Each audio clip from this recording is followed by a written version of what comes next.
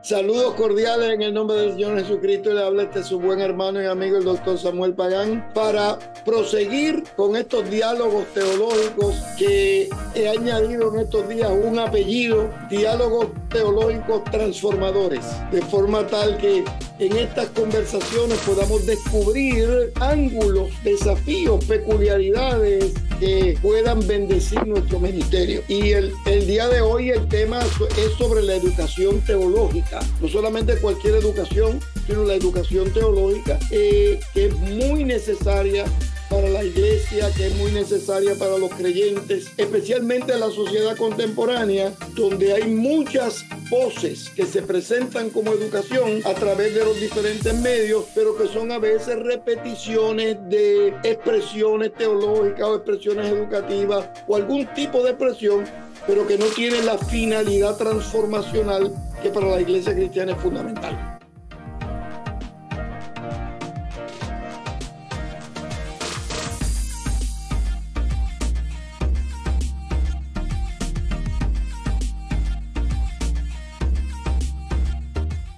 Pero primero permítanme presentar, ¿verdad?, a nuestros colaboradores el día de hoy. Tenemos en primer lugar, vamos a tener a nuestro buen colega y amigo, el doctor Oscar García Johnson, que no solamente viene por un carril de educación teológica, no solamente viene por un carril de educación ministerial, sino que también viene por el carril de un ejecutivo denominacional. Así que, Oscar, saludos. ¿Cómo estás? Muy bien, querido Samuel y colegas todos. Un placer estar acá. Cualquier conversación que nos acerque a Dios, que nos acerque a la vocación que Dios nos ha dado y que nos ayude a hacer mejor nuestro trabajo en esta tierra, es bienvenida. Entonces estoy contento de estar aquí y aprender juntos y colaborar juntos en el nombre del Señor. Ya empezó bien, Oscar, por dos razones. Fíjense la buena afirmación teológica y el gorro que tiene. Ya empezó por el carril adecuado. ¿Oyeron? Oscar, magnífico. Bienvenido, bienvenido. Y tenemos también con nosotros a la colega, buena amiga y colega, al Alexia Salvatierra, que no solamente es nuestra colega y no, es la jefa. O sea, tenemos que hoy contando, mira, Oscar, tenemos que andar derechito. Alexia, bienvenida. Qué bueno saludarte. Gracias, Samuel. Estoy en mi gran gusto estar aquí para esta conversación. Yo anticipo una buena conversación y diálogo. Gracias, gracias, Alexa.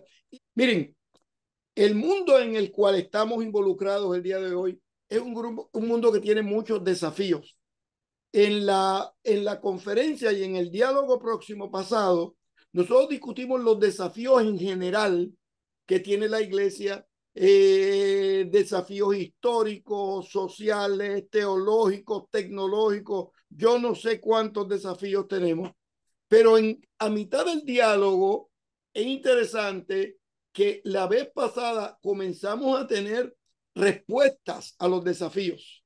Comenzamos en el mismo diálogo, comenzamos a ver, pero respondemos de esta manera. Y una de las respuestas a los desafíos que tienen las iglesias el día de hoy es la educación. Y la gran pregunta es, ¿cómo educamos a nuestros líderes para que los líderes a su vez eduquen a las congregaciones? Y la gran pregunta es, ¿qué es educación en general y qué es educación teológica?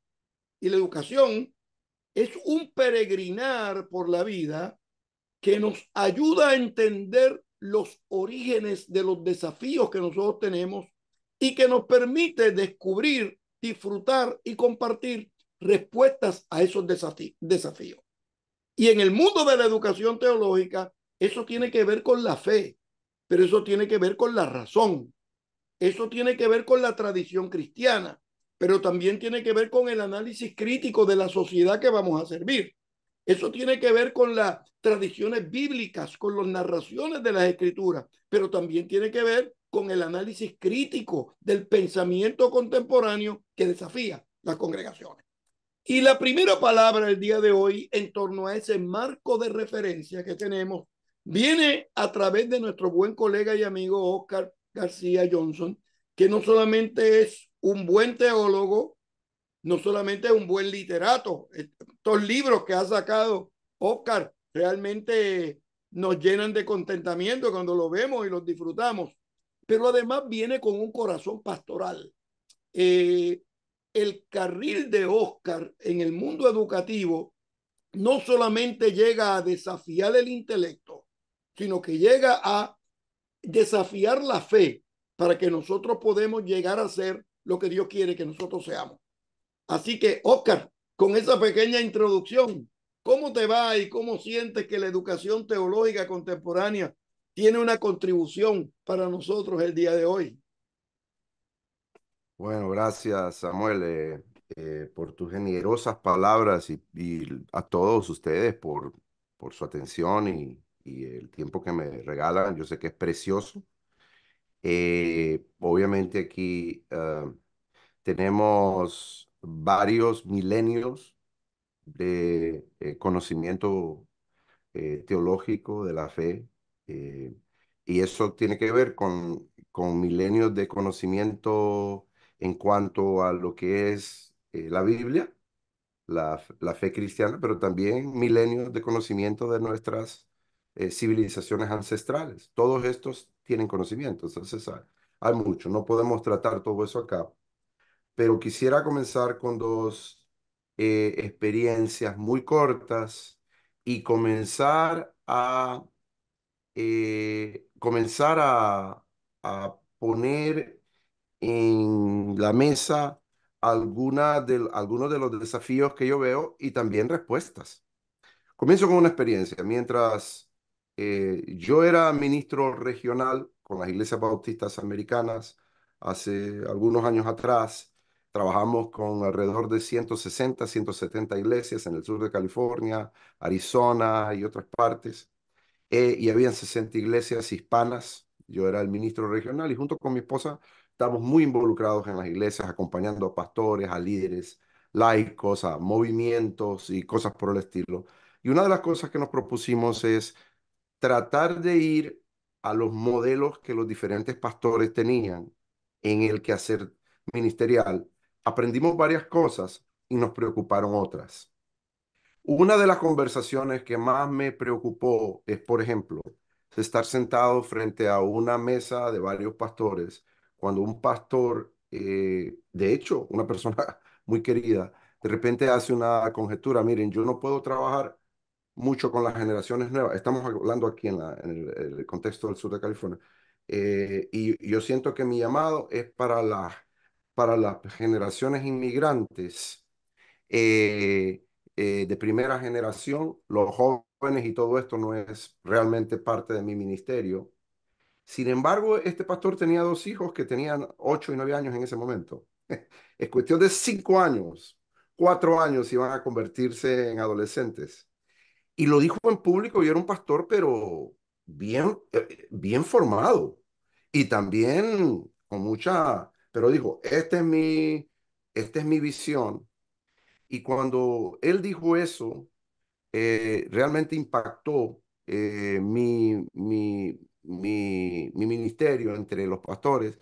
Y yo me propuse junto con mi esposa decir, nosotros tenemos que tener una vocación mucho más amplia que nuestras preferencias personales o que sobrepasan nuestras inseguridades propias. Porque algunas veces nos guiamos por aquello que sentimos en lo que somos fuertes, somos muy diestros en esto y ahí es donde le ponemos toda la fuerza y hay ciertas debilidades que nosotros tenemos y entonces descuidamos. Pienso que una parte esencial del liderazgo pastoral es saber lo que no sabemos y saber exactamente, miren, saber lo que no sabemos y saber lo que sí sabemos. Lo que no sabemos, gloria a Dios por el cuerpo de Cristo, porque lo sabrán otros. Entonces tenemos que desarrollar la capacidad de poder incluir y amplificar el ministerio a través de hermanas y hermanos, jóvenes y adultos. Una iglesia donde todos caben. Una iglesia donde todos tienen. Una iglesia donde todos valen. Una iglesia donde todos desean. O sea, ¿cómo lograr crear un ecosistema? Realmente una congregación, una visión pastoral en donde si yo no tengo lo que yo necesito, otros lo van a tener o si no lo aprendo. Porque el reino de Dios es un reino para todos, de todos y con todos. Esto yo lo aprendí en mi propia iglesia. Esa es la segunda historia que les quiero compartir. Donde yo crecí, aquí en el sur de California, yo crecí con en la iglesia y mi pastor era un pastor brasileiro que fue enviado de Brasil a los Estados Unidos a evangelizar a los latinos. Si ustedes quieren saber, esa es evangelización a la inversa, ¿no? Lo que le llaman reverse evangelism. Y fue enviado acá porque había muchos latinos y entonces ahí y él era una persona que no pasó de un instituto bíblico, pero era una persona autodidacta, era una persona cuarta generación de pastores y en su visión era, yo he sido llamado es a equipar, a desarrollar líderes, no yo ser el todo para todos.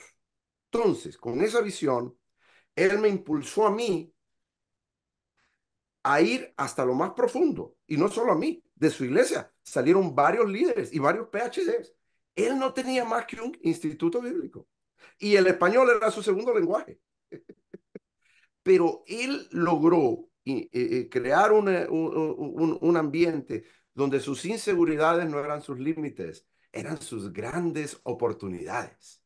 Y con esto estoy queriendo decir esto. Nosotros tenemos que lograr como líderes latinos mundiales ser personas que aprendemos de nuestras propias debilidades y de nuestras propias ignorancias. Todos somos personas que tenemos ignorancias en diferentes partes. Y estas ignorancias valen, son importantes, es una parte esencial en la educación teológica. Saber lo que yo no sé es importante no como problema, sino inclusive como oportunidad. Estoy diciendo esto y lo estoy repitiendo varias veces porque en el proceso educativo muchas veces lo que vemos es la ignorancia como déficit. Yo estoy queriendo proponer algo aquí. La ignorancia no es un déficit, es sencillamente una oportunidad de hermanarnos, de prepararnos, de trabajar juntos en una visión. O sea, nos obliga a ser humildes, abiertos y vean, aprender de personas muy diferentes que nosotros a ser instrumentos transformadores. Esa para mí es una base importantísima. Y he visto cómo, en el primer ejemplo que le di, una persona que la ve como algo que no sabe hacer, lo ve como déficit, lo restringe. Y otra persona que ve lo que no sabe y la deficiencia como una oportunidad, amplifica su ministerio y crea una iglesia transformadora, líderes transformadoras. Yo vengo de una iglesia donde a mí me impulsaron a ser un líder transformador. O sea, esto no es así por así. Yo vengo de esa cultura. Entonces yo creo en esto y creo que es importante que todos nosotros aprendamos a hacer eso. Y ahí es donde después voy a hablar cómo es que también los seminarios, las universidades y los institutos bíblicos necesitan participar en una cultura transformadora también, pero eso lo dejo para una segunda interacción. Qué bueno, Oscar. Óyeme, Oscar, tú sabes que ahora cuando presentas esta cuestión de la iglesia local, yo he escrito varios libros sobre el Quijote. Sin embargo, fíjate lo que me hace pensar a mí. Yo no aprendí el Quijote inicialmente en la universidad. Fue en la escuela bíblica en mi iglesia. Fue la maestra de escuela bíblica que entendió que Don Quijote tenía un discurso para nosotros y ella como que nos abrió, fíjate, que como tú, después de yo haber escrito, me doy cuenta cómo la iglesia local y la educación teológica, cómo el pastor, la visión, tiene repercusiones a corto plazo y a largo plazo. Magnífico, magnífico. Mira, déjame ilustrarte en ese Por mismo. favor, por Mi favor. pastor, o sea, ya yo estaba yendo al PhD, ya había terminado estaba viendo la PhD, y un día se sentó conmigo y me dijo, Oscar, yo sé que tú ya me sobrepasaste en muchas cosas, pero sabes que si tú te gradúas de un doctorado y quieres seguir en esta iglesia y no hay espacio porque tú ya eres un líder que ha sobrepasado, junto contigo podemos crear una oportunidad para que tú sigas adelante, porque el reino es un reino que sigue. Entonces, esa visión, como Qué dices tú, bien. para mí es importantísima. Tiene que leudar nuestra visión de ser reino. Si no existe una oportunidad, en vez de que las personas se vayan, entonces vamos a crearla juntos, Crearla. orgánicamente. Magnífico, magnífico, Oscar. Y Alexia, ¿cómo tú estás? Este hombre ha Sí, yo empezado tengo que ahí por decir la noche. algo porque me pega que estos pastores que les enseñaron, que les animaron a hacer esto, eran ejemplos de líderes siervos. ¿Y qué necesitamos más hoy en día en nuestro mundo? De otra visión de liderazgo, que es una visión verdaderamente bíblica. Porque el mundo hoy en día es lleno de caudillos. Y especialmente las generaciones emergentes anhelan otra visión de liderazgo. Y un pastor que puede decir, vas a avanzar más de que yo he avanzado. Este pastor está dando otra alternativa a los caudillos. Está enseñando la humildad. Está enseñando cómo imitar a Cristo. No solamente está animando hacia una educación teológica, sino está animando a un carácter de Cristo. Qué lindo, ¿verdad? Qué lindo. La otra cosa que estaba pensando, bueno, es que hay en cada cultura un odre para el vino puro del Evangelio. Y parte de nuestro odre, como culturas latinas, es el compromiso a trabajar en conjunto, de una manera más familiar y más colectiva. Pero la verdad es que muchas veces andamos contaminados por los aspectos peores de las culturas del norte, que son culturas que enfoque al individuo de una manera que afecta a la comunidad, en vez de pensar en sí mismo como parte de un cuerpo de Cristo, como líder. Como líder, yo trabajo con los otros, no para los otros, ni peor, encima de los otros, ¿no? Entonces, lo que tu pastor, Oscar, estaba haciendo fue dando ejemplo también de lo mejor de nuestra cultura. En vez de solo imitar la iglesia del norte, en las áreas en que la iglesia del norte no está muy bíblica. So, a ver, ¿no? Está dándonos mucho como nutrición para el pensamiento, ¿verdad? De qué significa ser un líder transformacional, un líder bíblico, incluye esta visión de trabajar en conjunto y animar a los miembros de su iglesia a pasarle, a aprender más y a traer todo eso a la iglesia. Magnífico, magnífico, Alexia. Recuerda que el, el líder que sirve, Ujú, sirve para servir. Es decir, ujú, que un líder orientado al servicio no solamente lo dice, no ujú. solamente lo articula, sino que lo vive. Entonces, eso es un modelo para el resto de la congregación. Uno de los desafíos que tenemos en el mundo de la educación teológica es cómo manejar el currículo para que el currículo ayude a nuestros estudiantes a lograr esos objetivos.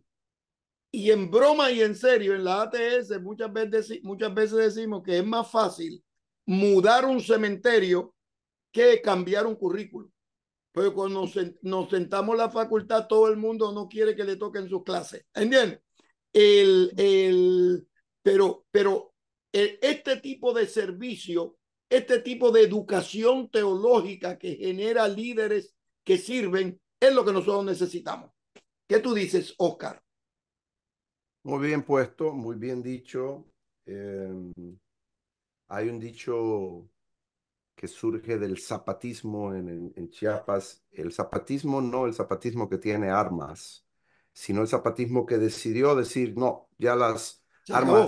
las armas con balas no nos sirven, ahora vamos a tener armas con ideas, armas con proyectos. La revolución es la revolución de los experimentos sociales.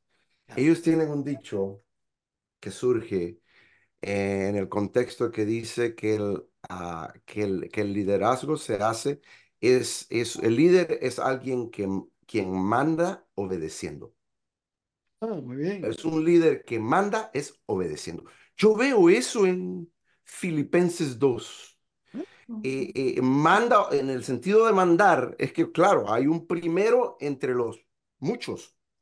Y este primero organiza y todo, pero es obedeciendo, obedeciendo a lo que Dios está haciendo en medio del pueblo, obedeciendo a las necesidades más urgentes de la vida, obedeciendo a las situaciones que puede ver de parte de Dios. Entonces, es algo importantísimo y creo que es clave. Yo creo que Alexa mencionó la palabra caudillista.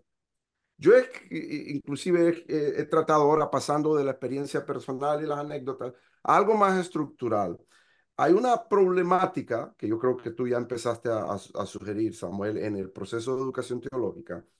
De hecho, hay cuatro estudios que yo manejo y aquí ya pasamos ahora, por ejemplo, en toda Latinoamérica hay un estudio interesante que se ha dado entre la tradición católica. Hay un documento que se llama Pacto Educativo Global en América Latina, donde analizan cuatro documentos de conferencias. Medellín 1968, Puebla 1979, Santo Domingo 1992, Aparecida 2007.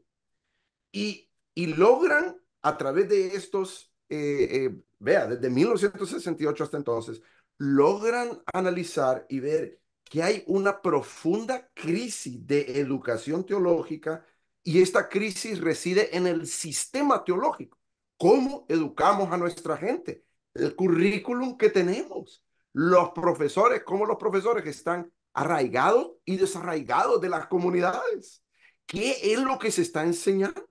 ¿De dónde viene lo que se está enseñando? ¿Qué problemas estamos tratando de resolver? ¿Son problemas nuestros o problemas de alguien más que se le ocurrió que deberían de ser los problemas de todo el mundo? Entonces, eso es algo interesante. Otro estudio interesante lo hace Servicios Teológicos y Pedagógicos. Este es más protestante, del lado protestante, y lo trabaja Nicolás Panotto y otro colega muy conocido en el mundo de la educación teológica. Y en este estudio que ellos hacen, ah, hasta el 2000, ellos encuentran que hay una crisis que se manifiesta en las instituciones de educación teológica, las más, lo que podríamos llamar formales e informales, o sea, seminarios, universidades e inclusive centros teológicos y institutos bíblicos fuertes. Y dicen que hay un problema, porque en primer lugar hay un problema teológico, que quiere decir que hay una crisis del conocimiento mundial, lo que yo dije. Lo que se está enseñando no ayuda a las personas. Por ejemplo, a los pastores del Salvador no les ayuda cuando aprenden a cómo hacer ministerio en Alemania. No les va a servir. Es un poco complicado, pues son dos comunidades completamente diferentes. O sea, si todo lo que se estudia es teología alemana, problemas de esa época del siglo XIX. Entonces estamos creando nosotros un buen pastor para Alemania del siglo XIX, pero no estamos creando a un pastor para El Salvador en el año 2024, trabajando en una administración de una persona interesante como Bukele, en diferentes sentidos. O sea, ¿cómo vamos a trabajar En todos los sentidos. en todos los sentidos? Entonces, pedagógica. Hay una crisis en los modelos, porque, como repito, hay una pedagogía todavía muy occidental. Estamos siendo sucursales. Institucional.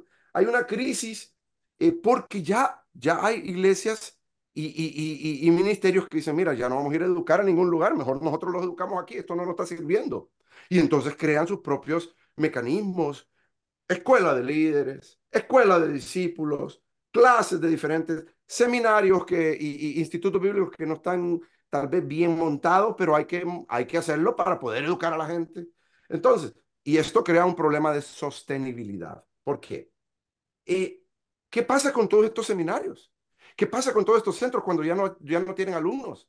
Crea una crisis en el modelo administrativo y entonces la tendencia es, bueno, pero nos apoyan de los Países Bajos, nos apoyan de los Estados Unidos. Entonces, seguimos todavía existiendo, pero no basados en nuestros propios locales. Estamos existiendo porque nos están metiendo, como dicen, transfusiones de sangre desde otro lado. Entonces, estamos en una máquina con tiempo para muchas veces perecer. Y por eso, lamentablemente, es que algunos grandes seminarios han tenido que cerrar en América Latina y también en los Estados Unidos. Entonces, en general, lo que el Servicio Teológico Pedagógico descubre es que tenemos un problema serio, ya no en el sistema, eso ya se sabe, en el contenido de la teología. ¿Qué significa pensar, sentir, hacer teología?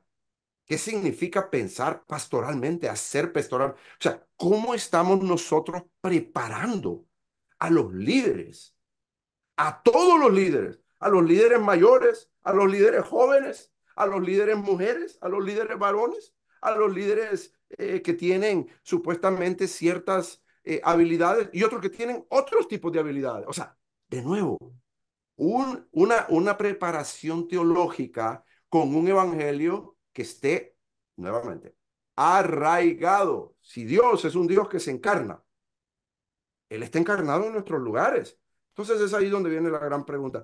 Quizá de repente Dios está preparando a un pueblo fuera de nuestras instituciones más eh, intencionales. O sea, hemos creado todo un aparato de preparación teológica, seminarios y inclusive iglesias. A veces Dios está obrando más fuera de la iglesia local que dentro de la iglesia local. Tenemos que tener ojos para ver eso. Entonces, aquí es donde ante todo esto surge un gran desafío. Yo lo he titulado Los paradigmas antitransformadores de la iglesia. Así lo he titulado, los paradigmas antitransformadores. O sea, que tenemos en nosotros, desgraciadamente, por 5 siglos, el, el ADN, ¿eh? El blueprint de cosas que trabajan en contra de nuestra propia manera de ser transformadores. En primer lugar, nuestra teología muchas veces es prestada, como decía José Martí, el gran poeta cubano. ¿De qué sirve aprender cómo lidera el alemán, el francés, el inglés? Y conocemos de qué están hechos nuestros propios países. Él lo está diciendo en 1890. ¿De qué están? ¿Qué es lo que tenemos para trabajar? Vea, Moisés no fue a traer un bastón a Egipto para después regresar a Egipto. El bastón lo agarró de ahí, de la zona en que estaba, En vivo. una zona campestre. Ese bastón, eso que tenía en la mano, es lo que Dios utilizó para hacer. Entonces, ¿qué es lo que nosotros tenemos en nuestras manos, en nuestros pueblos, en nuestras culturas, en nuestras historias? O sea, yo soy de los que cree que debemos de aprender de todos, comenzando por lo nuestro. Ahí hay un primer problema. El problema es que nuestra teología todavía tiene que surgir. Estamos prestando demasiado. Es bueno lo demás. Yo creo en eso. Vea dónde estamos. Estamos hablando desde la diáspora. Pero necesitamos asumir nuestras teologías, nuestra gente, nuestras culturas con la totalidad, porque Dios está ahí operando. Segundo lugar, el problema del caudillismo que mencionó la profesora Salvatierra. Como tenemos tres siglos de colonialismo, el caudillismo es un producto latinoamericano que surge para liberarnos del opresor extranjero. El problema es que crea un opresor interno todavía más peligroso. Un dictador cuya visión es mano dura. Y esa visión mano dura se vuelve en una dictadura. Y esa dictadura es una manera de trabajar. Entonces, ese caudillismo es mandar mandando. Mandar y todos me tienen que seguir.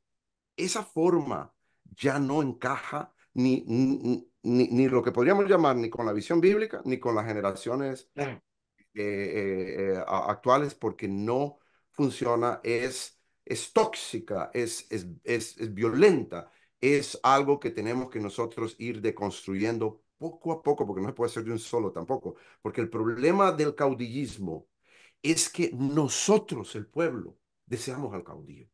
Lo necesitamos. Es alguien que odiamos y es alguien que amamos. No podemos vivir sin ese caudillo. Ese es un problema psicológico. Lo dijo bien Octavio Paz en su libro Laberinto de la Soledad. Él dijo, hablando del mexicano, el mexicano dice, ¿qué es ser mexicano? Dice, no quiere ser indio ni quiere ser europeo, se vuelve hijo de la nada. Entonces, vea, de nuevo, como dice Samuel, aquí tenemos que tener una visión amplia y aprender de todos. De ahí podremos hablar del problema de la segregación, lo que yo llamo el segregacionismo. Nosotros tenemos grandes posibilidades de iglesias, tenemos iglesias maravillosas en América Latina, pero nos cuesta trabajar juntos. Tenemos grandes reinos y iglesias, pero nos cuesta trabajar juntos. Tenemos que probar que somos mejor que el otro. Entonces estamos segregados. A mí me dio una lástima ir a mi propio país, Honduras, y ver que el 55%, 45% dicen las estadísticas son evangélicos. 45%. Dicen que el 65% son católicos. Yo no sé cómo resuelven eso. Pero es el país actualmente más violento que existe, donde mayor corrupción existe. Nuestro expresidente acaba de ser juzgado aquí como un narcopresidente. O sea, yo les pregunté a mis compañeros, porque me dieron la oportunidad de hablar, ¿de qué nos sirve tener tantos evangélicos y tantos católicos en una sociedad hondureña donde somos el ejemplo de la corrupción? ¿De qué nos sirve? Es una pregunta de que estamos viviendo lo que nosotros creemos muchas veces que es transformado, pero dentro del templo, fuera del templo no hay incidencia pública. Es porque no podemos trabajar unidos. Hay un segregacionismo que tenemos.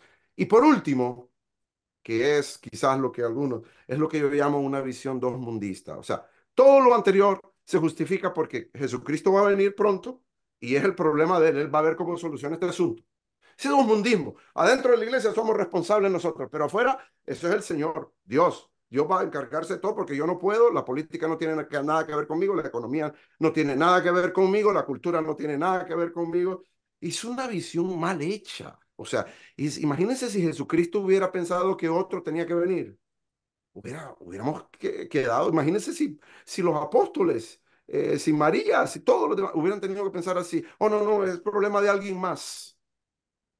No hubiéramos tenido el Evangelio. Entonces aquí es donde nosotros tenemos que realmente entender lo que no estamos haciendo y lo que no, y por qué no lo estamos haciendo, y empezar a tener una visión mucho más integral, mucho más consecuente. Yo pienso, perdonen que yo pienso que en el centro latino y en otros lugares también, pero aquí en el centro latino estamos tratando de resolver y estamos tratando de dar un poquito de contenido y un poquito de formación a todos estos problemas que le estoy diciendo yo. Por eso estoy trabajando aquí, por eso soy parte de este grupo, pero nuestra agenda no es un seminario, nuestra agenda es la comunidad. Ahí lo dejo. Bien. Muy bien, muy bien, muy bien. Muy bien, Oscar. Alexia, ¿qué tú dices? ¿Cómo Sí, estás? no, excelente, excelente. Si puedo añadir Por otro favor. componente. Yo soy hija de la diáspora. Mis abuelos migraron a California, de México y de Ucrania. Y cuando yo veo lo que Dios está haciendo hoy en día, yo veo una iglesia transnacional. Y en nuestra comunidad en particular, como el ministerio, la misión siempre ha sido un negocio familiar. No, nuestro blanco en Centro Latino, nuestra estudiante que tratamos de servir, no es un individuo, es una familia, porque el ministerio de nuestra comunidad es familiar. Pero no solamente es una familia nuclear, es una familia extendida y hoy en día es una familia transnacional. El papá está sirviendo quizás en Guatemala, tiene su iglesia. El hijo está en El Paso, en la frontera. Hay otro primo que está ministrando en la Ciudad de México. Hay otra hija que está en Los Ángeles. Entonces, este es un reto, esto representa un reto, pero también representa una comunidad potencial, un alcance potencial, una visión maravillosa, en que no realmente todo lo, como dijo mi compañero, ¿no? Todo lo que tenemos que contribuir como culturas de América Latina y todo lo que se puede contribuir otras partes del mundo, hay un momento hoy en día en que se puede integrar y hacer algo híbrido. Y híbrido no significa solamente una combinación, significa que las dos cosas crean algo nuevo. Y los hijos y hijas de la diáspora estamos liderando con eso, porque no podemos vivir de otra manera. Somos gente de diferentes culturas combinando. Y claro que Dios, el Espíritu Santo, Daniel Orlando Álvarez, ha escrito un libro muy, muy interesante sobre el rol del Espíritu Santo en la migración y en la hibridización, como estamos creando nuevos odres. Y Centro Latino estamos atentos a eso. Fuller no es un seminario en América Latina y no vamos a pretender que somos, pero somos más y más un seminario global. Siempre hemos sido, pero más y más somos un seminario global. Entonces, un lugar de encuentro en que nosotros podemos llevar a cabo la tarea de equipar la familia extendida transnacional en el ministerio. Esa es nuestra meta. Y por eso nosotros ofrecemos una variedad de programas, porque como dijo Samuel, a veces es difícil cambiar un currículo de un programa de maestría, aunque tratamos, pero nosotros también ofrecemos diplomados particulares en la migración, en el liderazgo integral de la mujer, en acompañamiento pastoral en contexto de trauma y sufrimiento, diferentes diplomados que se puede ofrecer rápidamente algo nuevo que responde a la necesidad. Y tenemos un doctorado en ministerio, ¿no? Con nuestros maestros, los dos van a enseñar, pero Samuel es encargado, ¿no? De este programa. El doctorado en ministerio da una oportunidad a cada estudiante para reflexionar profundamente en su contexto, en el contexto más largo del mundo. Entonces, nosotros estamos tratando de enfrentar las oportunidades de este momento histórico, en que el Espíritu Santo, no dudamos, el Espíritu Santo está trabajando. Magnífico, magnífico, magnífico. Antes de darle oportunidad a ustedes nuevamente, vamos a escuchar algunas preguntas del grupo. Veo algunos comentarios aquí interesantísimos. Si hay alguien que quiera alzar la mano y tener alguna pregunta, este es el momento para hacerla. ¿Oyeron? Porque como muy bien comentó nuestra decana, lo que desea hacer Fuller y el Centro Latino es responder con programa a los desafíos que tenemos en las congregaciones y queremos educar a los ministros para que puedan responder esos programas y el currículo tiene que ser un vehículo para lograr esos objetivos. Si no alzan la mano, hago los comentarios aquí que ustedes tienen. ¿Quién quiere empezar con sus preguntas? No todos a la vez porque me confunden. Me parece que Dario tiene su mano Darío, levantada. Darío Mateo, empiezas tú. No te veo, pero veo tu mano. ¿Me oyes, Darío? Yo no te oigo porque no tienes ni la cámara ni el micrófono. Si no, empezamos Estás en con modo. Margarita. ¿Me escucha? Sí, te escucho. Sí. No te Bu- veo, pero te escucho.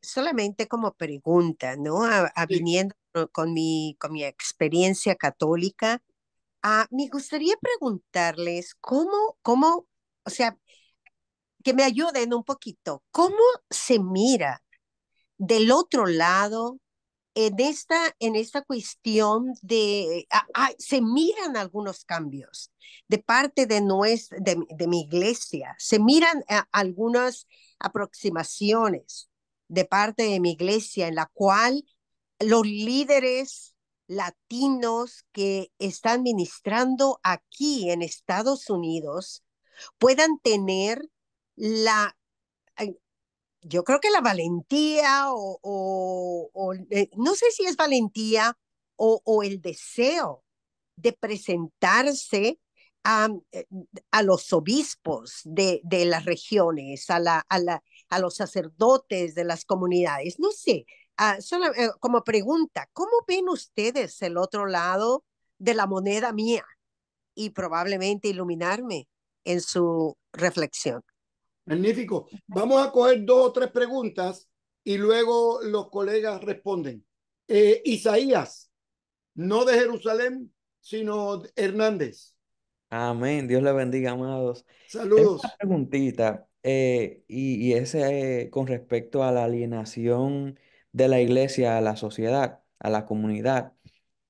¿Cómo se podría fomentar un diálogo tal vez interreligioso o interdenominacional entre las iglesias de la comunidad para poder de alguna manera responder a esas necesidades pertinentes de la sociedad, de la comunidad? Buena pregunta. Hay diálogos, pero sí, es buena pregunta. Darío, ahora te Sí, veo. ahora sí, profe, que tenía el micrófono cerrado, no lo podía abrir, pero estamos. Gracias, ha sido muy sustancial el diálogo sobre temas relevantes de actualidad. Pero me surge una pregunta, profe, pudiera habérsela hecho particular, pero como creo que los tres pueden tener incidencia. Para nosotros los que estamos cursando doctorado en ministerio, ¿qué nos recomiendan a seguir? Magnífico. Esa es una pregunta como para cuatro diálogos, no para uno. ¿Oyeron? ¿Alguna otra pregunta más? Hay una en el chat. Házmela, Hay, por hay favor, dos, Lexa. hay dos en el ¿Tienen chat. alguna experiencia en cómo abordar la resistencia al aprendizaje académico en las congregaciones latinoamericanas, sobre todo en círculos neopentecostales, en donde el aprendizaje teológico se ve como innecesario? Y hay otra Oscar y pregunta, Alexia, ¿quién es el primero que quiere hay- responder? perdón, ¿A una, a las dos o a las tres? hay una pregunta adicional que quisiera Por ponerla. favor. ¿Cuál es la respuesta de Lucía Zapana? ¿Cuál es la respuesta de la educación teológica frente a los desafíos tecnológicos, en especial Muy de bien, las inteligencias artificiales? muy bien. Oscar, Yo pudiera comenzar con esta última y hablar un poquito el asunto de la fe católica también, con el respeto a que eh, ese diálogo tendría que tenerse más entre líderes católicos, obispos y que están bien inmiscuidos. Pero puedo decir algo porque sí. Bueno, con esta última pregunta de Flavio, me gustaría hacer notar esto, Flavio, y quisiera, con todo respeto, corregir no creo que en el neopentecostalismo o en el pentecostalismo haya una resistencia al aprendizaje. De hecho, hay un profundo deseo del discipulado, o sea, lectura bíblica, o sea, es, no solamente es tener una experiencia, la experiencia del Espíritu nos lleva a la Biblia, nos lleva a conocer más. El problema es que el aprendizaje puede darse en lugares donde se restringe el proceso y donde no se le da una reflexión amplia que está informada por todo. Oiga, tenemos 200 años, 2000 años de historia. Hay personas que han pensado, hay hermanos y hermanas, es lo que Hebreos llama. Todos caminamos en una gran nube de testigos. Parte del problema, no solamente del neopentecostalismo, ha habido otras tradiciones también, es que de repente venimos al conocimiento de Jesús de una manera nueva y acaba de comenzar el mundo y acaba de comenzar la iglesia en ese momento. No, la iglesia tiene mucho tiempo, ha dicho muchas cosas, hay muchos hermanos y hermanas que han participado. Entonces, el gran reto es cómo dentro de los diferentes, y creo que el neopentecostalismo ya está cambiando, el pentecostalismo neopentecostalismo ya es una combinación un poco más moderna y corporativa. Entonces, está cambiando y está empezando a abrirse. Lo que hay que hacer también es ir dialogando más entre lo que estamos hablando, un currículum de seminario que pueda dialogar con las necesidades de una iglesia pentecostal, de una iglesia bautista nueva. Ese diálogo que antes existía más cercanamente y que últimamente ha estado en crisis, o sea, hay veces no hablamos, es lo que hay que recuperar y en algunos casos se está recuperando, en otros casos no. Hay que admitir que el neopentecostalismo, por su crecimiento, ha creado sus propios sistemas y esos sistemas han sido muchas veces los grandes impedimentos en buscar ayuda en otro lado. Entonces, ahí es donde tenemos el problema. El problema es cuando muchas veces el éxito se convierte en el camino de nuestro fracaso. O sea, el éxito en el sentido numérico. Tenemos mucha gente y eso significa que, bueno, tenemos que trabajar aquí y no vemos hacia los lados y no hablamos con nadie y creamos nuestro propio sistema sin saber o sin tener respeto a esa gran nube de testigos. Creo que ahí es donde está la clave, pero hay muchísimos líderes pentecostales que ahora se están formando. De hecho, hay un brote de doctores dentro del pentecostalismo que ahorita está más bien poniendo en tela de juicio a las otras tradiciones que están formándose aún más. Entonces, hay esperanza en este asunto de lo que es el neopentecostalismo. Con el aspecto católico, Margarita, la mayor fuerza, siempre en el catolicismo han habido dos iglesias, la iglesia oficial y la iglesia popular. La iglesia oficial es el gran desafío de la jerarquía, la tradición, el magisterium y todo lo demás, que creo que el Papa actual está tratando de hacer lo que puede, pero pues tenemos de nuevo 200 años bueno, 1500 años de historia, poco difícil cambiar todo ahí. Por el otro lado, yo creo que la fuerza más grande siempre va a estar dentro del pueblo. El, uh, el brote yo pienso que el aumento del pentecostalismo, del evangelicalismo en algunos sectores ha creado que las comunidades católicas Vamos. que quedan se empiecen a formar a un nivel diferente, una sana competencia, conocer mejor sus tradiciones. Yo creo que tenemos que seguir formando, informando y dialogando. Una de las cosas que a mí me preocupa es lo que me preocupa cuando veo la historia de que en Europa es que se heredó a América Latina y al resto del mundo. Es ser protestante significa ser anticatólico y ser católico significa ser antiprotestante. Ese es un legado europeo muy occidentalocéntrico que ha sido diseminado y desgraciadamente ha sido asumido por muchos de nosotros. Yo pienso que ese es un gran error que hay que corregir. Algunos de nosotros somos protestantes con bastante base. Bueno, Lutero era católico en muchos sentidos, igual que Calvino. Entonces, y hay muchos y hay muchos católicos que son muy protestantes en muchas cosas. Tenemos que empezar a ver los entrelaces y a empezar a trabajar un poquito más unidos. Creo que por ahí puede venir y yo creo que hay algunos líderes católicos o ecuménicos en el buen sentido de la palabra y protestantes también y pentecostales ecuménicos, se está creando esos lazos fuera de la estructura, fuera de la estructura. Es lo que yo llamo el espíritu sin frontera. El espíritu está trabajando fuera de la estructura, dentro también, pero también fuera de la estructura. Y es válido, es importante, porque ese es el Dios de nuestra historia. Magnífico, magnífico. Alexia, ¿tú quieres añadir algo más? Sí, claro Antes que de sí. hacer otras preguntas. Yo quiero responder a esta pregunta sobre la unidad y la incidencia, pero tengo una respuesta conectada a lo que dijo mi hermano Oscar. Quiero notar que hay una enfermedad espiritual que afecta mucho de nuestras iglesias y es la suspición del mundo afuera. Como la iglesia es muy defensiva.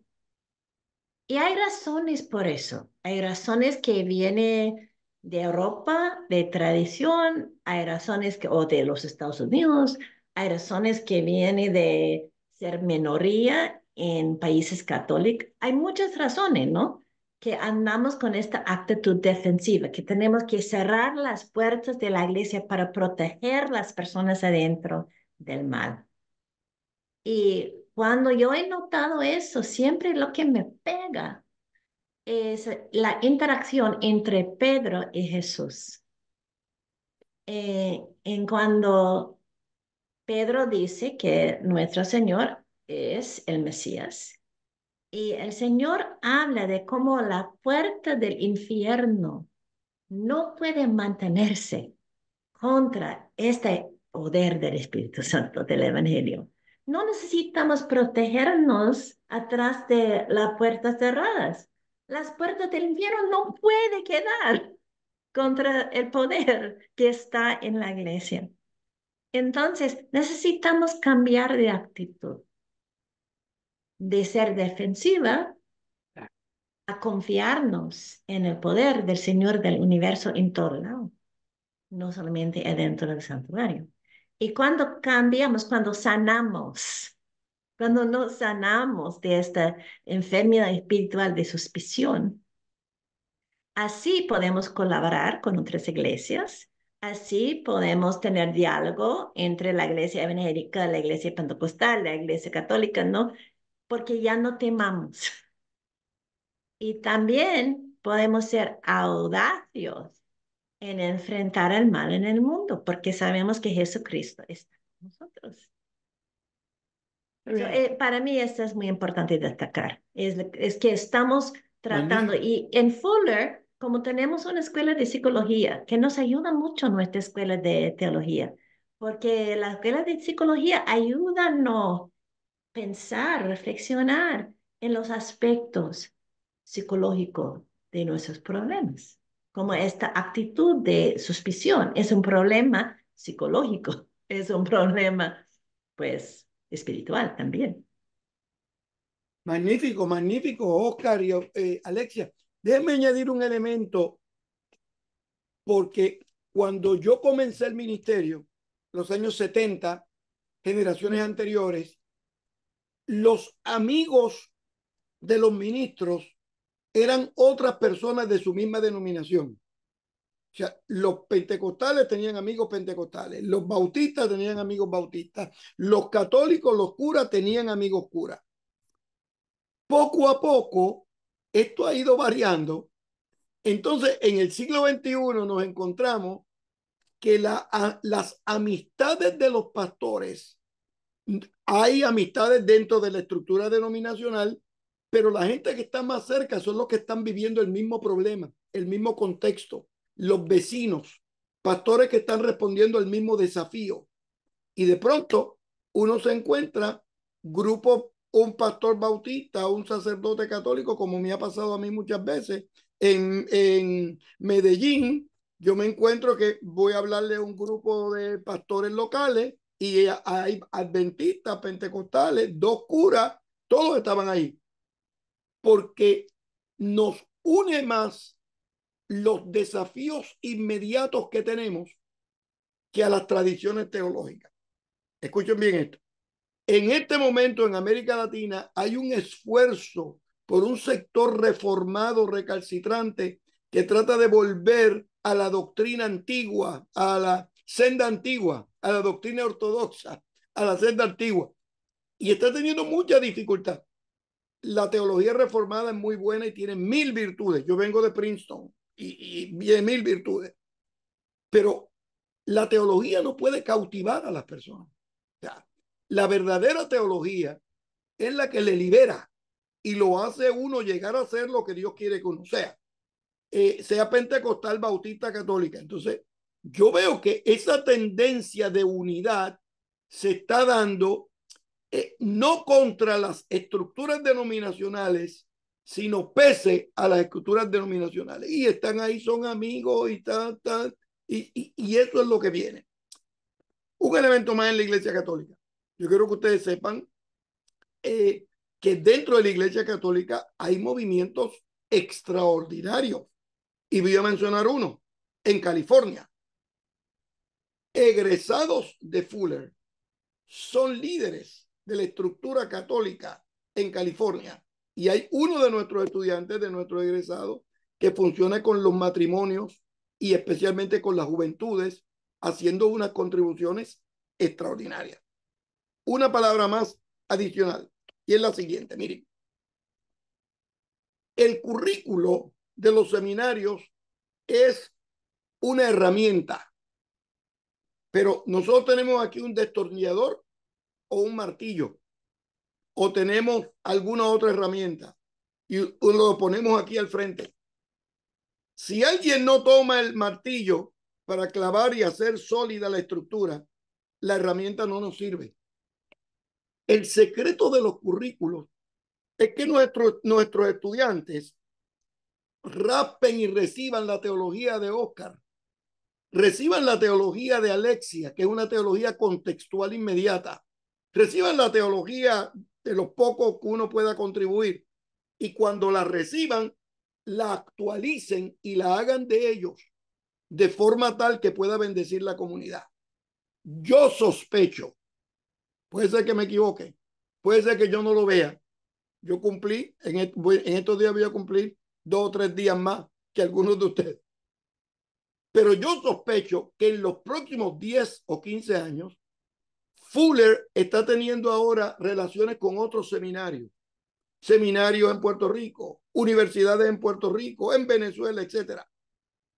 En los próximos 10 años vamos a comenzar a tener relaciones con iglesias. Esta iglesia local le va a decir a Fuller, nosotros necesitamos que este año ustedes nos envíen los profesores para enseñarle no al pastor y a los líderes, a toda la iglesia, la importancia del perdón. Ya yo he recibido esas invitaciones. Hay iglesias que me han dicho, este año usted va a venir aquí cada 3 meses y va a enseñar perdón, que fue lo que me dieron. Perdón. Yo sospecho que eso se va a seguir repitiendo de forma tal que la educación teológica, que es el caso que voy a traer ahora, la educación teológica no esté confinada en los ministros ni en los líderes. La iglesia en general necesita educación teológica y el currículo que tenemos le da herramientas a nuestros egresados para que lleven una educación teológica transformadora en sus iglesias locales. ¿Alguna pregunta más? ¿Alguien para antes de darle oportunidad a Alexia? Alexia, por favor. Solo quiero añadir que nosotros tenemos una frase que utilizamos para eso en Centro Latino que se llama la imaginación eclesial. Que Craig Dykstra, que es un teólogo muy famoso en los Estados Unidos como el vicepresidente de la Fundación Lilly, siempre habla de la meta de la educación teológica es la imaginación pastoral, como un pastor que puede en el momento clave integrar, utilizar, aplicar todo lo que había aprendido. pero nosotros hemos cambiado un poco esta frase en nuestra comunidad latina para hablar de la imaginación eclesial, que esta es nuestra meta. Solo Magnífico, quisiera añadir eso porque está magnífico. muy vinculado.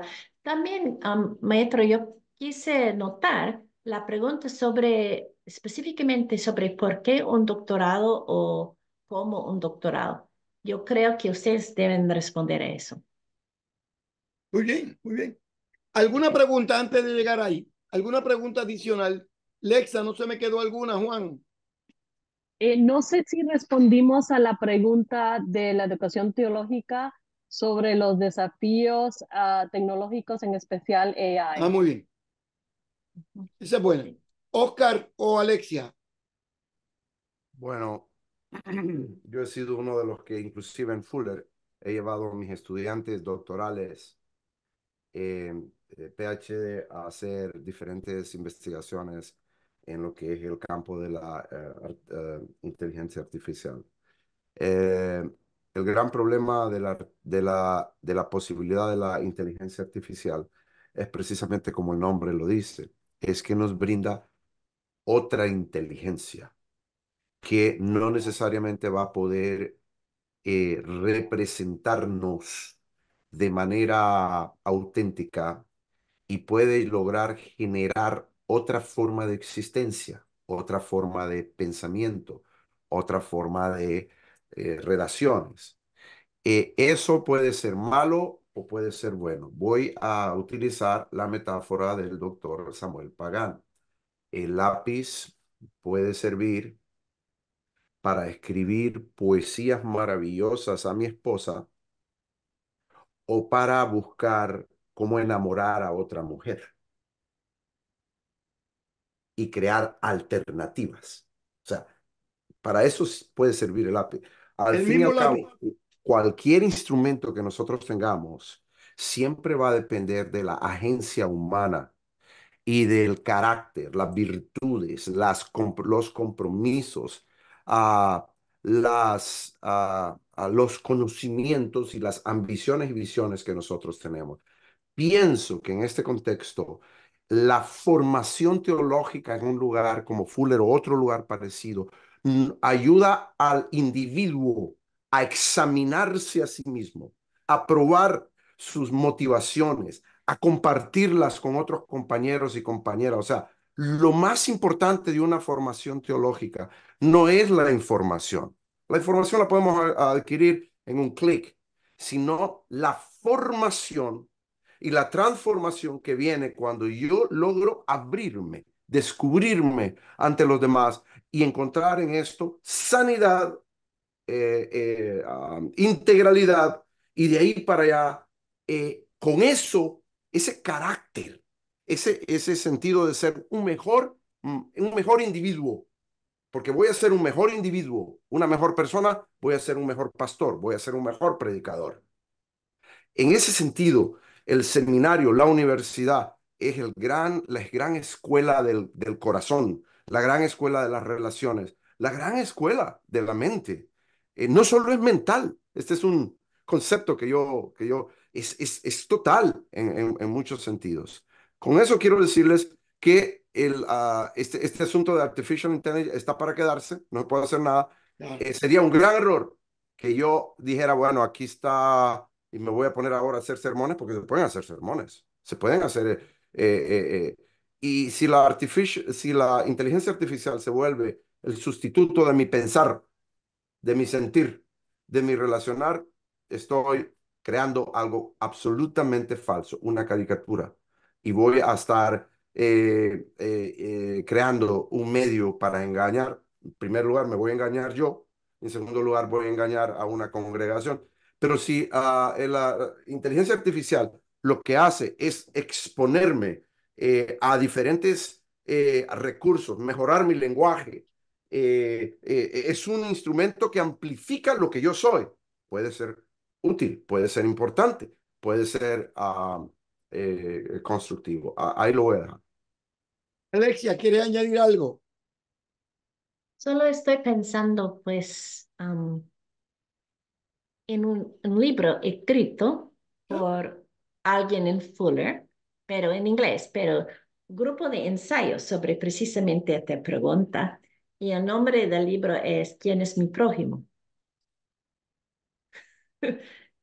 Tengo prójimo en el internet y qué si es el prójimo de una máquina y ni sabemos, ¿no? So, él empieza a explorar todas estas dimensiones, ¿no? Cutter Calloway. Cutter Calloway es el autor, enseña en Fuller, y los que toman nuestro programa de maestría en divinidades, que es bilingüe, que puede tomar clases de él si quieren. Pero este es el campo particular de él, es explorar todo eso, campo del Internet como campo de misión. Magnífico, magnífico. Yo respecto a la inteligencia artificial, le digo a mis estudiantes y digo en las convenciones donde estoy que es un recurso más. No es la solución de nuestros problemas. Lo que nos llama la atención es el título inteligencia, porque hasta el día de hoy la inteligencia se había relacionado únicamente con personas. De pronto hay una inteligencia que no tiene que ver con personas. Eso no es ninguna inteligencia. Eso es un programa de computación que alguien programó y le puso por título inteligencia artificial. Ya, un bisturí, voy a cambiar la imagen, un bisturí en las manos de un médico le salva la vida a un enfermo. Y un bisturí, el mismo bisturí, en las manos de un criminal le corta el cuello a cualquier persona. El secreto es cómo uno utilice la herramienta. Y esa herramienta puede ser de bendición o puede ser de maldición. Por ejemplo, cuando llega la televisión, eso hace un escándalo en las iglesias, que será el cajón del diablo. Luego llega la televisión, llegan las computadoras, el juicio viene, ya estamos 15 minutos antes del juicio final. Cuando llegan los programas y se van preparando, estamos ya en la época apocalíptica. Y va la gente, ahora estamos a 2 segundos de las 12 de la noche. Es decir, nosotros tenemos que ver la inteligencia artificial y la tecnología como instrumentos que podemos utilizar. Y hay que utilizarlo con inteligencia. La inteligencia no está en la inteligencia. La inteligencia está en las personas. No está en lo artificial, está en la criticidad. Y voy a añadir un elemento en este momento teológico.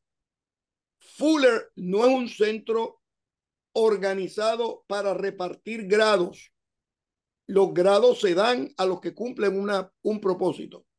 Pero la finalidad de una institución educativa no es vender doctorados o maestrías o bachillerato. Esa es la certificación de que ha logrado un proceso educativo. El negocio de Fuller es preparar programas que tengan la capacidad de transformar personas, transformar iglesias y que a través de las personas y las iglesias se transforman comunidades. El negocio nuestro es la transformación. No es la contemplación pasiva. No es la complacencia irracional. No es una actitud permisiva, callada, no profética ante los problemas que tenemos en la sociedad contemporánea. Estamos hablando de un proceso educativo que saque de mí todo lo mejor que yo pueda hacer. Un proceso educativo que me permita a mí utilizar mis neuronas, pero identificando cuáles son los problemas de la sociedad. Por ejemplo, uno de los grandes problemas que va a tener los Estados Unidos este año es cómo va a votar. O sea, mi voto va a ser porque me dijeron que alguno es bueno y el otro no. Bien, mi voto se va a fundamentar porque lo que me comentaron o porque aquel me cae mejor o este me peor. No.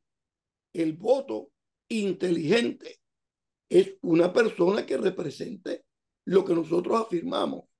Y una de las mayores virtudes de lo que afirmamos es que la gente en necesidad y la gente en cautiverio, nosotros tenemos que ayudarla a superar esa necesidad y a superar ese cautiverio.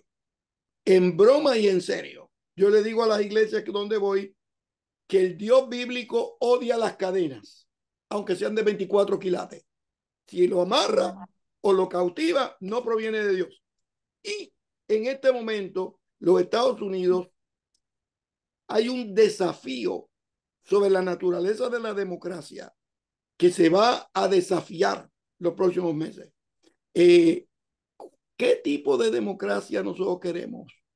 ¿Una democracia que alguien tenga la capacidad de manipular o una estructura política que me permita a mí brillar, aunque yo no esté de acuerdo con alguna persona? Ese es el gran desafío que vamos a tener en el nombre del Señor. Una pregunta más antes de darle a Alexa, a Alexia y a Perdón, Oscar tiene que la hablar un última palabra. poco, maestro, Alexia. tiene que hablar un poco los dos de usted de esta pregunta muy profunda hace rato de por qué particularmente el doctorado, por Muy bien, qué vamos a llegar ahí. toma cursos y usted, y yo puedo empezar porque no, cuando yo decidí buscar mi doctorado, yo ya era anciana. Yo soy anciana, pero ya he llegado a eso cuando yo empecé. Entonces yo tuve que preguntarme y preguntar a Dios, ¿por qué? ¿No? ¿Por qué voy a tomar este curso tan difícil? Y, no, yo creo, y yo se voy a dar mi respuesta muy informal y usted da una respuesta más formal. Mi respuesta muy informal es que como pastora, como organizadora en la comunidad, yo tuve muchos momentos de despertarme en la medianoche con una pregunta más profunda y que nunca tuve tiempo de investigar esta pregunta. En mi vida diaria, siempre corriendo, corriendo, respondiendo a la necesidad, que nunca pude pensar cómo podemos hacer mejor la misión de Dios, el ministerio. Y mi proceso doctoral me dio la oportunidad de hacer esto en comunidad, como dijo Oscar, en comunidad de formación, con otros compañeros, compañeras que me ayudaron en este proceso. Pero yo aprendí de una manera que siempre voy a dar gloria a Dios por todo lo que aprendí. Pero voy a dar a usted, ¿no? Que la palabra. ¿Por qué un doctorado? Oscar, ¿qué dices? Mi, uno de mis mentores más queridos, un hermano procedente de Argentina, que me ayudó a corregir mi español, o mejor dicho, me ayudó a aprender español en Los Ángeles. Yo venía de Honduras y lo que yo hablaba eran números, venía de ingeniería eléctrica. Entonces, no, él era profesor de literatura hispana. Bueno, era. Y él tenía un dicho muy importante. Él fue el que me ayudó a ver todas las posibilidades dentro de la escuela, ¿no? De la universidad, porque él era profesor en UCLA y USC. El tiempo pasa, siempre. Y pasa el tiempo, ya sea que nosotros nos convertamos en mejores personas, más educadas, más preparadas, mejores, hábiles para servir a nuestro pueblo o no. ¿Cómo pasa el tiempo? Lo decimos nosotros. Dios nos pone las oportunidades. Dentro de esas oportunidades vienen estructuras. Entonces, tiene que ver mucho con cuál es mi sentido de vocación, de servicio, de contribución distintiva. Siento yo que Dios me espera de mí que yo utilice lo que yo soy y lo que yo tengo para dar una contribución distintiva. Eh, y ahí hay veces hay problemas porque algunos de nosotros hemos crecido en ambientes que nos desempoderan y no nos hacen ver como personas valiosas. Entonces, ahí comienza el problema. Yo soy de los que cree que la iglesia debe ser un catalizador, que por mi propia experiencia que ya compartí, que nos debe ayudar a lanzarnos como saetas en las manos del valiente, ¿no? Y en ese sentido la saeta vuela por diferentes espacios. La educación en el doctorado es precisamente, como dijo Alexia, es una oportunidad disciplinada, enfocada, eh, eh, comunitaria, de prepararme, de pensar y repensar formas, modelos, experiencias propias y visiones que puedo yo implantar mejor porque sencillamente le he dedicado el tiempo. no solamente es una profesión, es un arte. Todo artista sabe que requiere la práctica, la repetición de esa acción hasta que salga de la manera, de la forma que debe de salir. Y vamos a echar a perder algunas veces varias piezas hasta que salga esa pieza como nosotros la consideramos bella, útil y apreciada por los demás. Yo pienso que la educación teológica, el doctorado, algunos de nosotros no lo necesitamos para seguir haciendo lo que estamos haciendo, pero para hacer cosas nuevas, mejores y de forma más transformadora, quizás sí, por todo lo que acabo de decir. Yo lo que le digo a la gente es que Dios nos ha dado neuronas y nosotros tenemos que utilizarlas óptimamente. Dios nos ha dado fuerza física, usarlas óptimamente. Dios nos ha dado voz, usarla óptimamente. Y como nos ha dado inteligencia, nosotros tenemos que utilizarla. Mi doctorado es en literatura hebrea. Y yo estudié el doctorado porque vengo del mundo como Oscar, del mundo de la ingeniería. Yo soy ingeniero químico. Es decir, yo vengo con los pies bien puestos en el piso. Yo no vengo del mundo de la especulación, yo no vengo del mundo de la filosofía, yo vengo con los pies bien puestos en el piso. Y desde que llegué al seminario, decidí estudiar la literatura apocalipticista, Apocalipsis, para que la gente la pudiera entender. Y por eso estudié la Biblia, un doctorado en Biblia, hice una tesis doctoral en arqueología, hice otra tesis doctoral en literatura apocalíptica, y eso me permitió a mí llegar a ser, verdad, contribuir lo que poquito uno ha podido contribuir. Añado lo siguiente, miren, en mi examen doctoral, respondiendo a lo que comenta Alexia, en mi examen doctoral me preguntan al final, díganme en una escuela rabínica, una escuela judía relacionada con Columbia University, me preguntan, ¿qué teólogo le ha impresionado a usted? Pensando que yo voy a sacar la teología latinoamericana. Y en efecto, ya yo había estudiado la teología latinoamericana, venía de la teología latinoamericana. Cuando llega el momento que me toca responder, lo que viene a mi mente fue el testimonio de una viejita en la congregación. Entonces,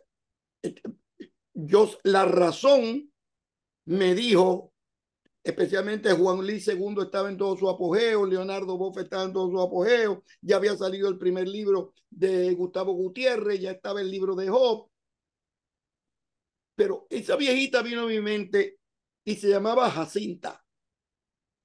Jacinta era miembro de la iglesia, muy noble, muy santa. Y Jacinta le mataron su hijo. Un vecino, amigo de él de toda la vida, los dos se emborracharon y tuvieron una dificultad y uno mató al otro sin querer. El vecino mató al hijo de Jacinta, una desgracia mayor. Pero ese me llaman a mí como pastor. Mira lo que ha pasado, yo voy. Y cuando yo llego, llega la familia del asesino donde está Jacinta. Y me dice, pastor, nosotros queremos que usted vaya porque nosotros queremos pedirle perdón a Jacinta, a la mamá del muchacho herido. Yo tenía 22 años, 21 años, no había cumplido los 22 años. Yo no sabía cómo reaccionar. Salió Jacinta, abraza al asesino y le dice, yo te perdono porque Dios te quiere a ti y no quiere que tú sigas en este mundo de asesinato y de droga y de ron. Lo abrazó, lo perdonó.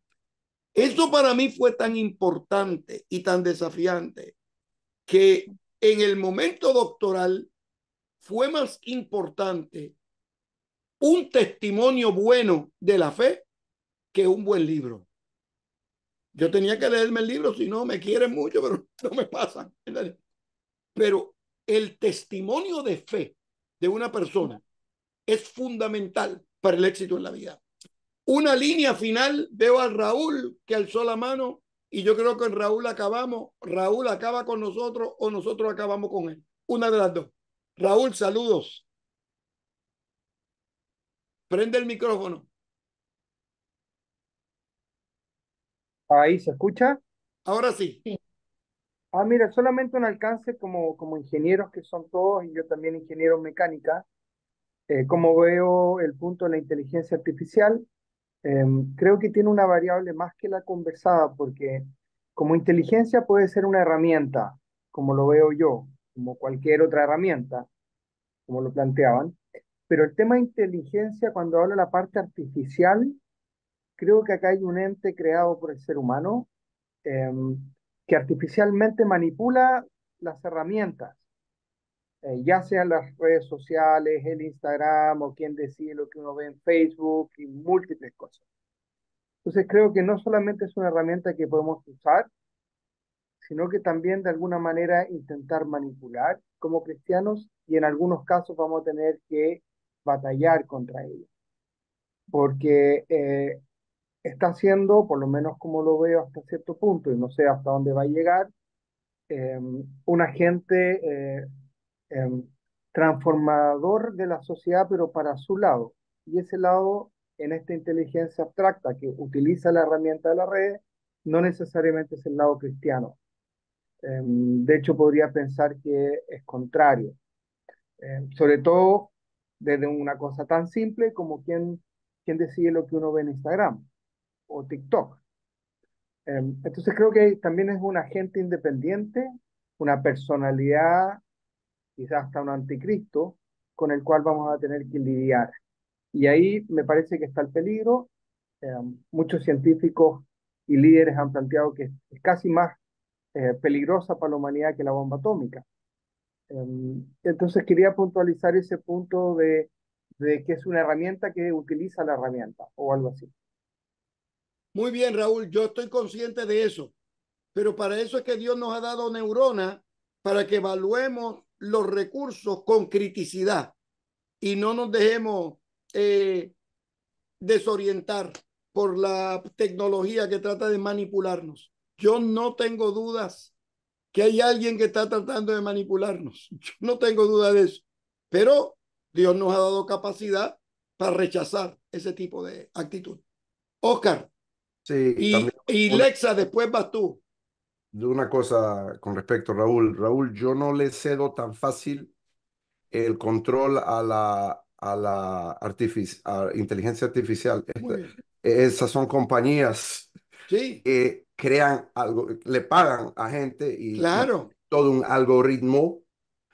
Antes lo hacían sin inteligencia artificial por medio del mercadeo, por medio de la creación de productos, de los códigos culturales. Entonces, aquí es donde todavía no hemos llegado al momento de Sensum, que es que un programa tiene conciencia propia. Todavía eso no llega. Puede hacer que se llegue, es un gran debate, pero lo más peligroso, y eso sí va en la dirección que tú estás hablando, Raúl, es el uso de este mecanismo por mentes y algunas veces economías que lo que buscan es enriquecer a una minoría y empobrecer a una mayoría. Eso sí, y eso es De acuerdo. anticristo, y eso es muy anticrístico. Sin agradecer a Oscar y a Alexia las contribuciones extraordinarias que han tenido el día de hoy. Extraordinarias. Cada vez que estoy con ustedes aprendo más y más y disfruto más y más. Y a todos los colegas que han estado en el programa, desde Gabriela Aguirre, que veo ahí en una esquina, hasta Steven Urbina y Cristina y Carmen y Marina y a todos. No voy a seguir para no dejar ninguno. Todos reciban nuestro cariño y nuestra bendición.